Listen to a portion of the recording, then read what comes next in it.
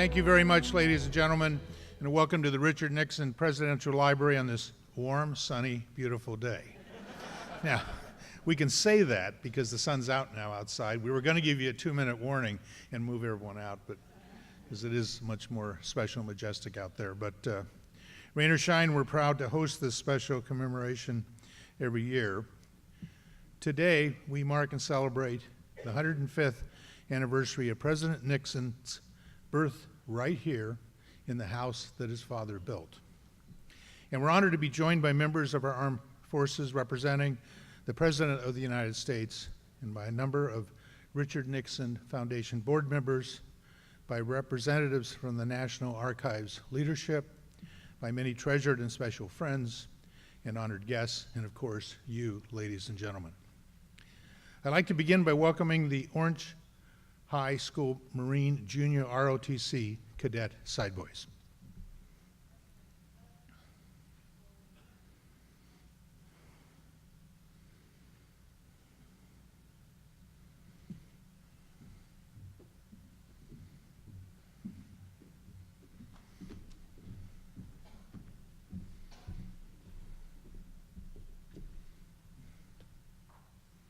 Please join me for the presentation of the colors and the National Anthem.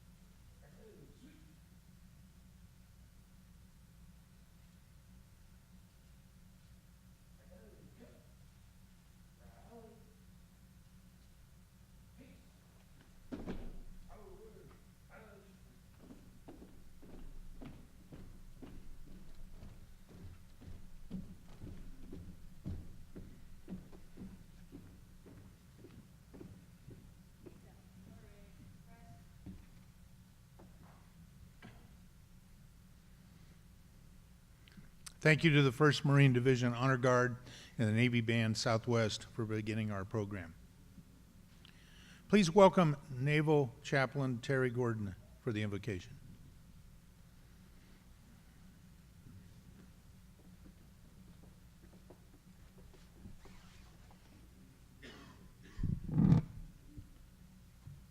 Let us pray. Heavenly Father, your holy word proclaims that there is an appointed time for everything, and there's a time for every event under heaven. We are mindful of the time we have this morning to remember, and we ask for your wisdom and presence as we discern the enormous achievements of President Richard Milhouse Nixon on what would have been his 105th birthday. We acknowledge the incredible achievements and legacy of our 37th president in what were incredibly turbulent times in our nation's history. A man of his times who transformed his office and opened the world to new possibilities. His life is reflected on the halls here and on this very ground. His legacy endures in the lives touched after 5 decades of public service for the nation he loved. May each of us see the good found in a life of service, a life of commitment, of a life well lived. For it's in your most holy name that I pray. Amen.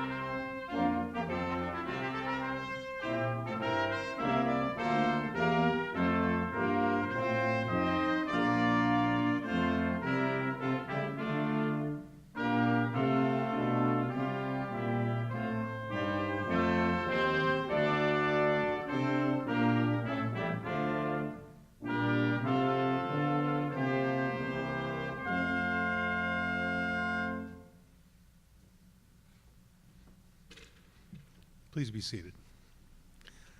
Thank you, Chaplain. On December 7, 1941, terror rained down on Pearl Harbor, Hawaii, and more than 2,000 soldiers, sailors, airmen, Marines, and civilians lost their lives. Americans from all walks of life joined forces to answer their nation's call.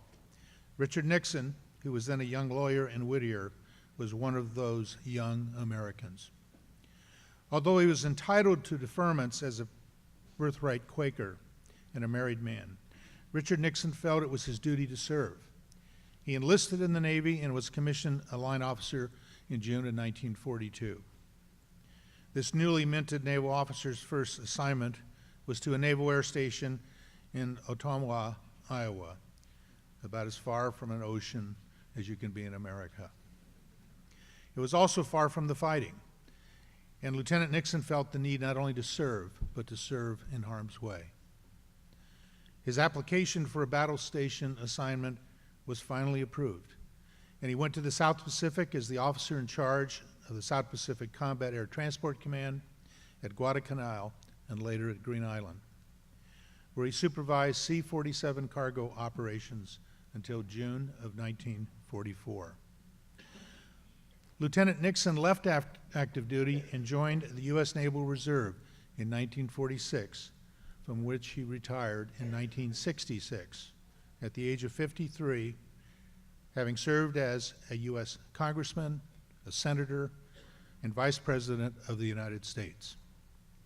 2 years later, he was elected the 37th president of the United States.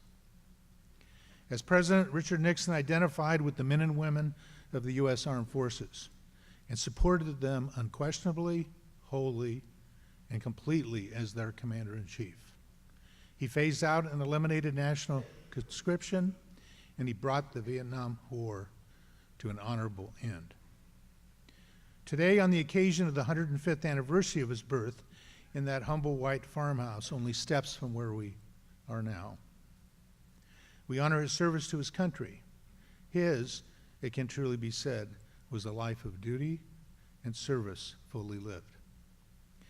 Now it's my honor to welcome Navy Captain Paul Dale. Captain Dale is commanding officer at Naval Air Weapons Station China Lake, where he oversees an important research facility that provides and maintains land, facilities, and other assets that support the Navy's research, development, acquisition, testing, and evaluation of cutting-edge weapons systems for our warriors. Captain Dale's awards include the Defense Meritorious Service Medal, the Meritorious Service Medal, and the Air Medal Strike Flight. He has accumulated nearly 2,700 hours in E2 and 575 carrier arrested landings on 3 different aircraft carriers. Captain, please join us.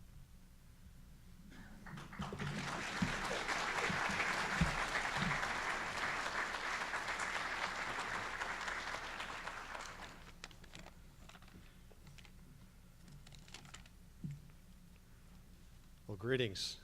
I'm honored and privileged to represent President Donald J. Trump on this day in recognition of President Nixon's 105th birthday. Additionally, thank you to the Richard Nixon Foundation and those gathered at this beautiful venue, although not outdoors, it's still very beautiful, for the opportunity to perform wreath-laying duties at this ceremonial event. I must admit, this is the first opportunity I've had in my career to perform such a role in this type of ceremony. I've mainly been in the fleet until my most recent assignment to China Lake about a year ago. I am truly humbled as a member of the United States Navy, in which President Nixon served honorably beginning in 1942, to be with you here today.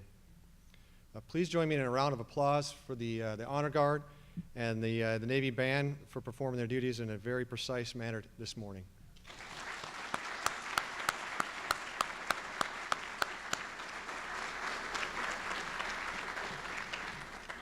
In preparing remarks for this ceremony, I was aware that I'm a Nixon-era baby and that I was born during President Nixon's time in the White House. However, I learned that President Nixon's passing occurred 1 week prior to my commission as an ensign, which subsequently led a few months later to my conducting at-sea operations in and around the same islands that President Nixon served some 50 years earlier during World War II. That said, time marches on. It's been nearly 24 years since President Nixon's passing. A lot has happened and continues to happen around the world, some of which still can trace its origins to decisions made during President Nixon's administration.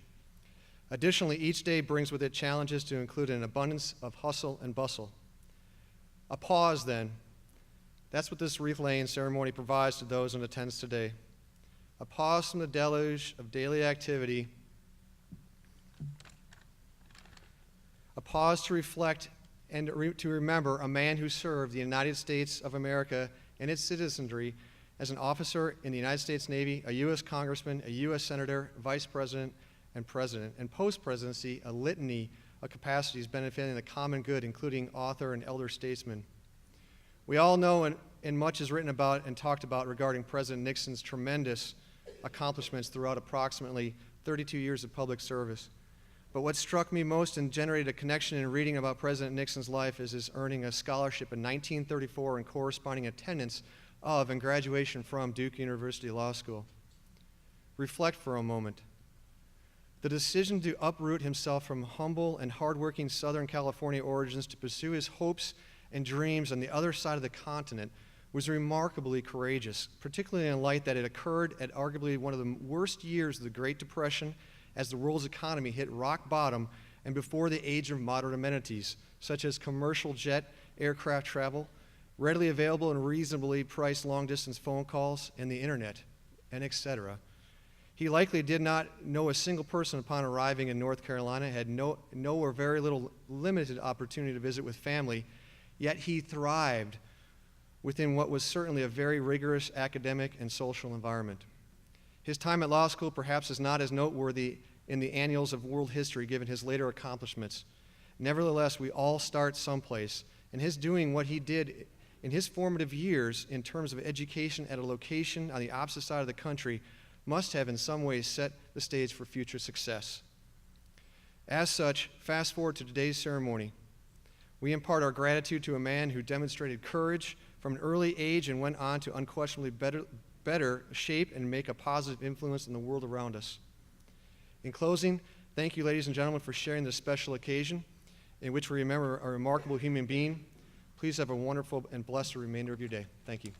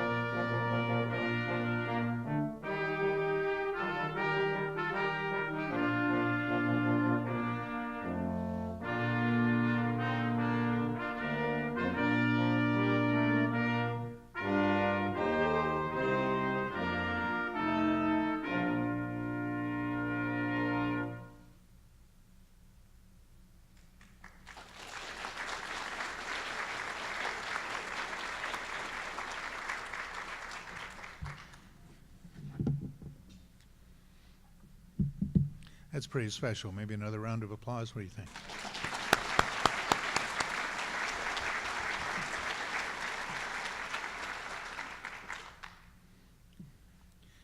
Now we will lay the President's wreath.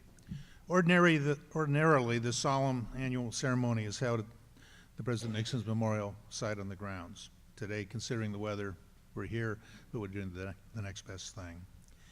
It is a long-standing tradition that the incumbent president honors each of the predecessors on each of their birthdays with special wreaths. And this wreath is sent from President Trump. Laying the wreath today is Rear Admiral C.J. Jaynes, retired. Admiral Jaynes concluded a distinguished 33-year career in the U.S. Navy with the rare distinction of becoming the first female flag officer in Naval Air Systems Command. She was the Program Executive Officer for Air Anti-Submarine Warfare, Assault, and Special Mission Programs, where she oversaw 10 Navy and Marine Corps Aviation Acquisition Program offices from 2013 to 2016. Among many other responsibilities, she oversaw the acquisition of a new fleet of Marine One helicopters for President's use. Admiral Jaynes has received the Legion of Merit 3 times, the Meritorious Service Medal 4 times, as well as the Navy and Marine Corps Accommodation Medal, the Navy and Marine Corps Achievement Medal, the National Defense Service Medal with Service Star, and the Global War on Terrorism Service Medal. Admiral Jaynes retired from the Navy in 2016, and she is now with Raytheon. Admiral Jaynes, will you please take the stage and lay the wreath?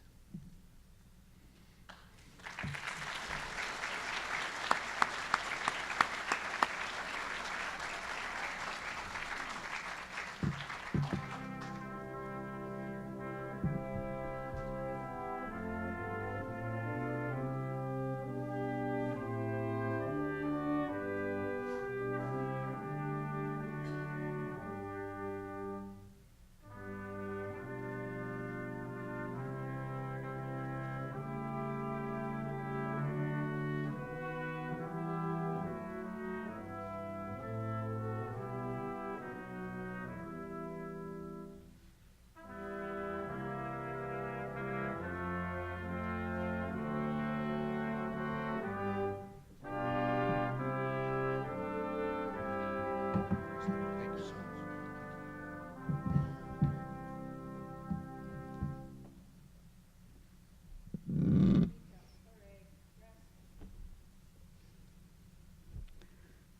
Thank you very much. And thank you for inviting me to speak today. This is quite an honor and experience that I know I will treasure forever. As a Navy veteran, I am fascinated by President Nixon's military journey. Today, I'm going to focus on that journey and how I think it impacted his presidency. His total time on active duty was less than 4 years, but it was action-packed and helped shape the man who would eventually become the commander-in-chief.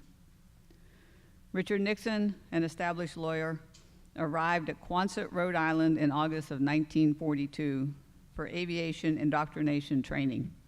Now, Quintet was where they turned professionally qualified civilian into naval officers in just a few short months.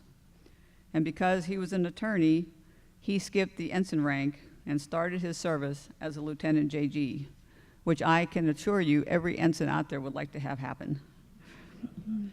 He completed training, qualified as a ground aviation officer. Now, in 1942, they did not have a unique designation for that. However, today, they are called Aviation Maintenance Duty Officers, 1520s, or AMDOs for short. A designation very near and dear to my heart, because in the Navy, I was a 1520. Lieutenant J.G. Nixon asked for sea duty after completing training, so the Navy sent him to Ottumwa, Iowa instead, where there were no ships. He was assigned as an assistant to the commanding officer, and he worked diligently supporting the CO. But he longed to be closer to the action. Soon he found himself headed to New Caledonia in the Southwest Pacific Ocean, closer to the action that he had yearned for. He was assigned as the Assistant Operations Officer for South Pacific Combat Air Transport Command. He was responsible for loading and unloading combat supplies, evacuation of the wounded service members, mail, and cargo. In other words, he was the ultimate logistics expert. His unit then moved to Solomon Island, and he was even closer to the action, and also within bombing range of the enemy. He lived through many nights of bombing raids on their compound. Regardless of the circumstances, he kept the supply and the service members flowing back and forth between the U.S. and their final destination. Now think about how difficult that was in the 1940s. It was certainly no easy task. He spent 14 months in the South Pacific.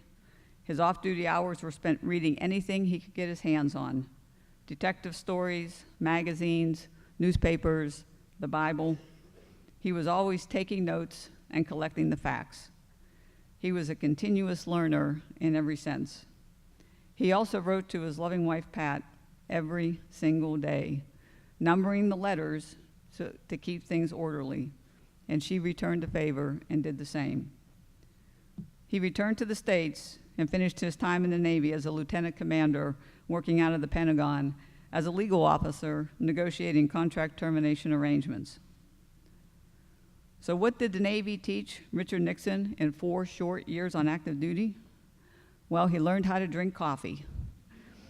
He once told a reporter in 1971 that he learned to drink coffee in the Navy because he had to.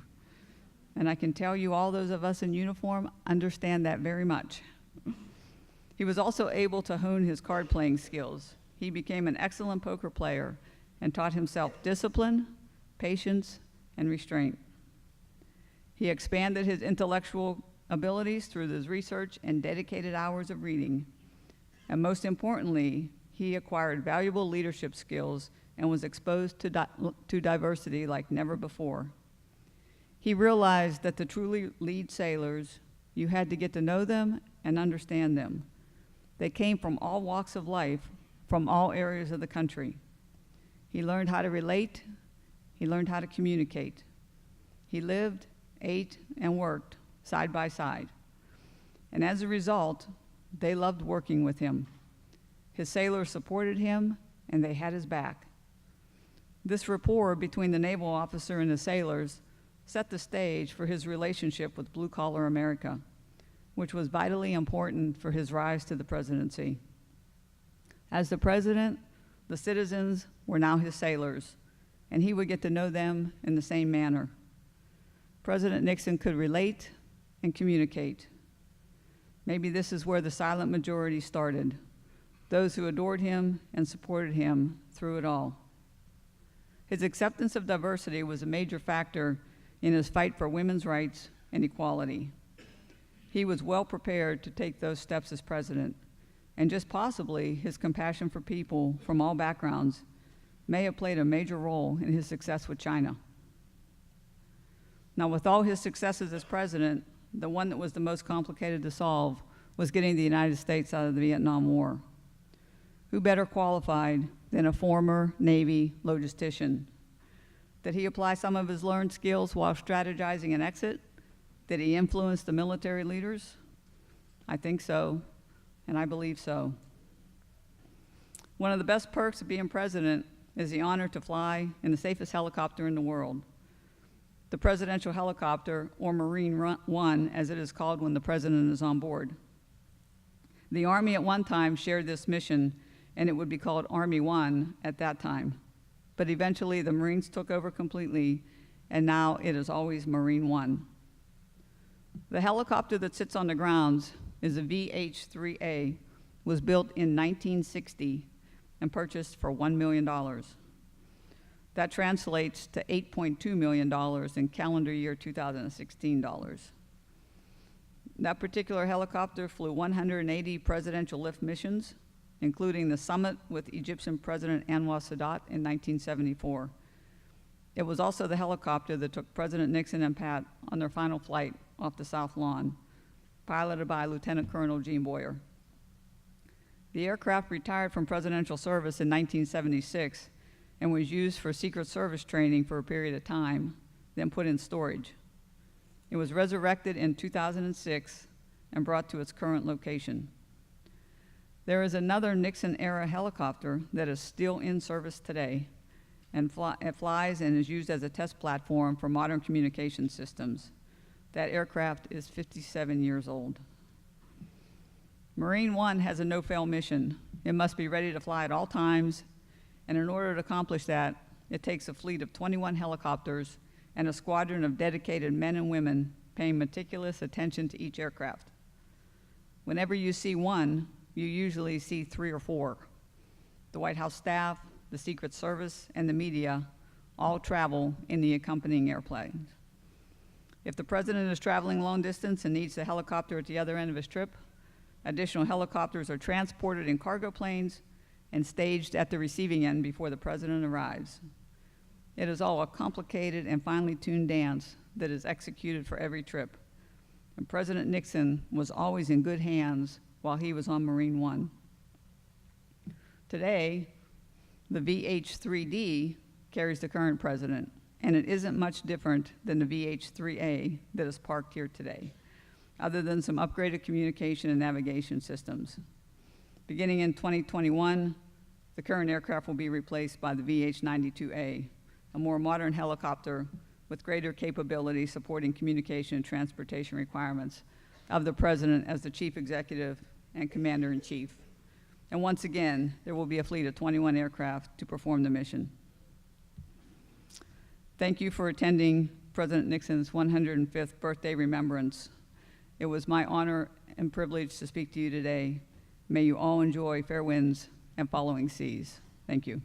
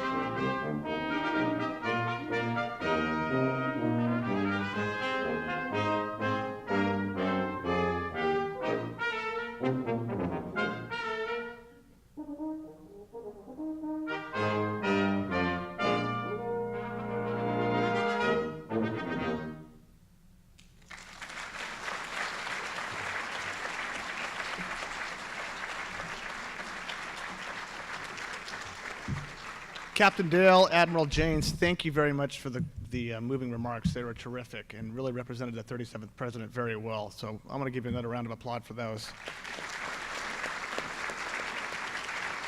I'd also like to thank the military service members that stood during the service medley for their service. We all appreciate you and all you do and continue to do to protect and serve us.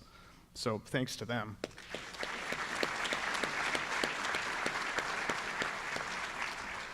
We are now going to retire the cadets. Cadets, thank you very much.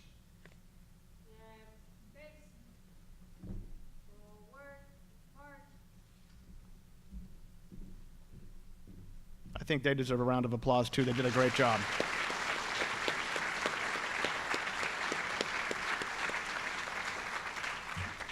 Ladies and gentlemen, that concludes our wreath-laying ceremony for President Nixon's 105th birthday.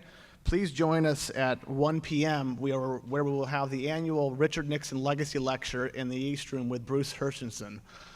We will see you then. The wreath is going to move out to the memorials now that the sun poked its head through.